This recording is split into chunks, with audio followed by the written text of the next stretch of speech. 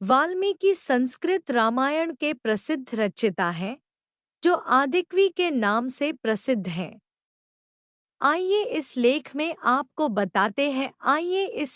हम आपको बताते हैं आदिकवि महर्षि वाल्मीकि से जुड़ी खास बातें।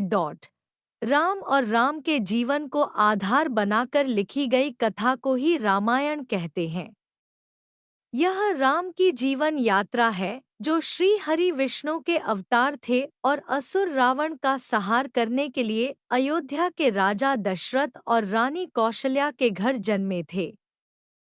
ऐसा माना जाता है कि संसार में पहली राम कथा महर्षि वाल्मीकि के द्वारा ही लिखी गई है।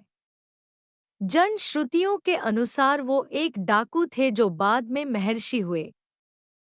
महर्षि वाल्मीकि आध्यात्मिक ज्ञान की खोज में नदियों के तट पर तप करते थे। तभी एक दिन उन्होंने देखा क्रौंच नामक पक्षी काम क्रीड़ा में लिप्त थे। तभी एक शिकारी ने नर पक्षी की बाण से हत्या कर दी। उस दृश्य को देखकर वो क्रोध में आ गए और उन्हें मुख से एक श्लोक का प्रादुर्भाव हुआ। हे निषाद, तुम अनंत वर्षों तक प्रतिष्ठा प्राप्त न कर सकोगे, क्योंकि तुमने कामक्रीड़ा करते हुए क्रौंच पक्षी के जोड़े में से एक का वध कर दिया है। ऐसे माना जाता है कि इसी घटना के बाद वाल्मीकि जी ने ब्रह्मा जी की प्रेरणा से रामायण लिखी, जो कि राम को लेकर सबसे प्रसिद्ध और प्रामाणिक साहित्य है। वाल्मीकि रामायण में 7 कांड है: बालकांड, अयोध्या कांड, अरण्य कांड, किष्किंधा कांड, सुंदर कांड, युद्ध कांड और उत्तर कांड।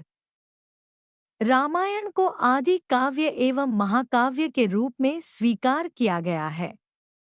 इस कथा के अनुसार श्री राम के पुत्र लव और कुश ने ही वाल्मीकि जी से इस रामायण को सीखकर सबसे पहले गाया था।